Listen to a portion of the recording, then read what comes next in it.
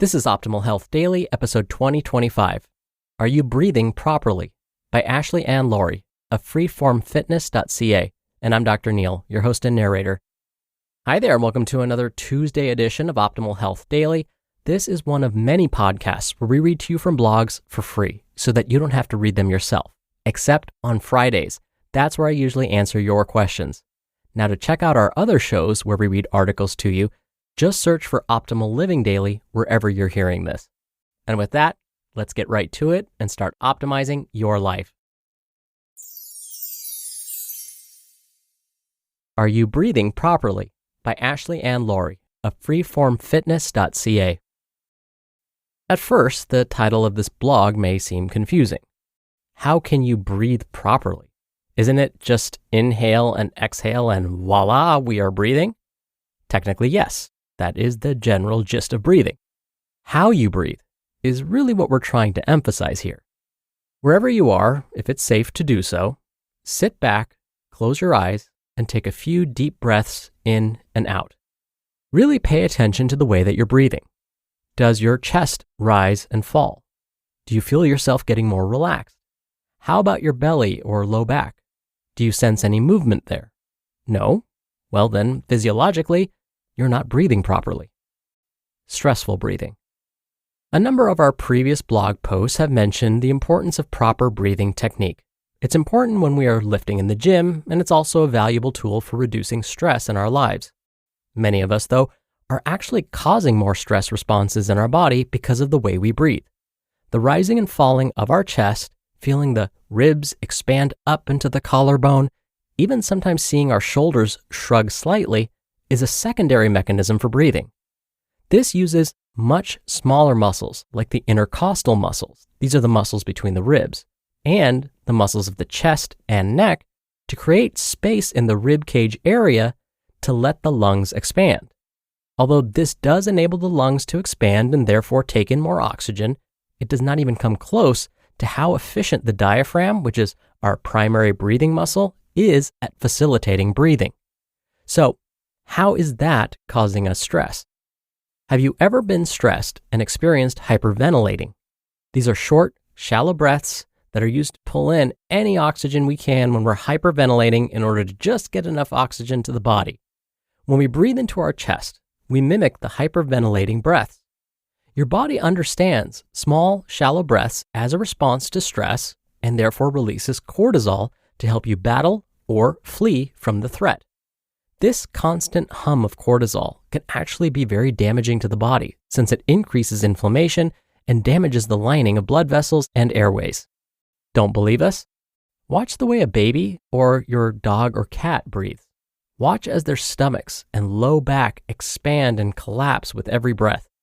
Animals and babies rarely recruit their secondary breathing muscles since that would be an inefficient way to bring oxygen into the body. Belly breathing. So, how are babies and animals breathing into their bellies and not their chest? They, by the way of having been barely influenced by modern-day media, are not self-conscious about expanding their stomachs. They still have a connection to their diaphragm, and it's therefore used at the primary respiratory muscle. If we look at the trunk of the body between the bottom of the rib cage and the pelvis area, we see it's lined with a number of interwoven muscles that are most commonly known as the core muscles. The diaphragm, the dome-like muscle that sits along the inferior borders of the rib cage, acts as the ceiling of the core.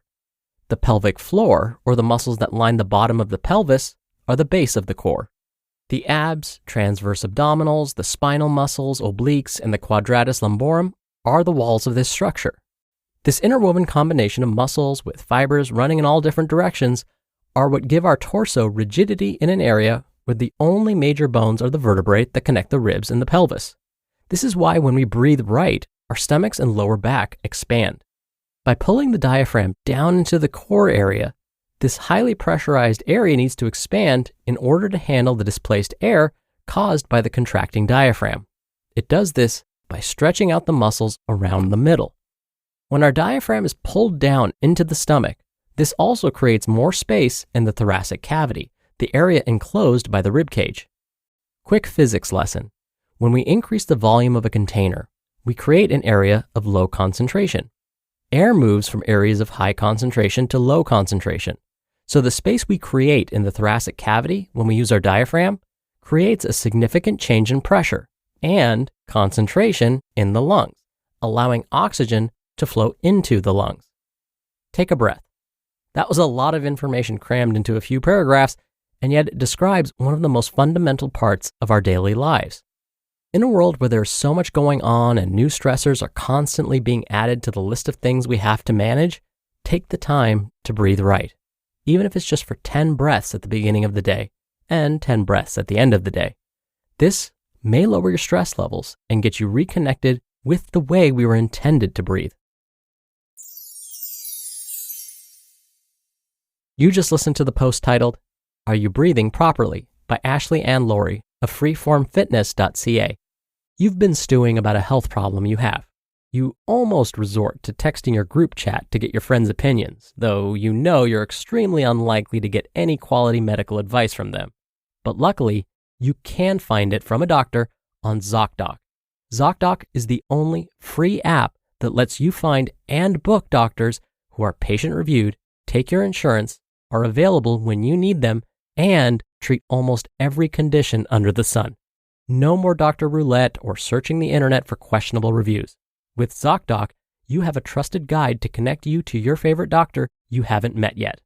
Millions of people use ZocDoc's free app to find and book a doctor in their neighborhood who is patient-reviewed and fits their needs and schedule just right. Go to ZocDoc.com/OHD and download the ZocDoc app for free. Then, find and book a top-rated doctor today. Many are available within 24 hours. That's ZocDoc.com/OHD. ZocDoc.com/OHD. Dr. Neil here for my commentary. Today's author, Ashley, did such a great job explaining how to improve our breathing. Now, after all of this, you may be wondering, yeah, but does it really help? Sure, we might feel more relaxed after, but that could just be the placebo effect. I mean, if I believe this deep breathing will help me relax, it probably will work, right? Well, yes, that is true, and that's true for a lot of things. But in this case, deep belly breathing has been well studied, and scientists have figured out why it might help us feel more relaxed, and it's not just related to the placebo effect. They've found that this type of deep belly breathing may stimulate the part of our nervous system that makes us feel relaxed. You might hear this referred to as the vagal response. An added benefit is that this type of breathing may also strengthen connections in the brain, especially in those areas involved in emotion regulation. And in turn, this may help decrease our risk for anxiety and depression, which are very much linked to the stress response. All right, that'll do it for today. Thank you so much for listening. Thank you for being a subscriber of the show.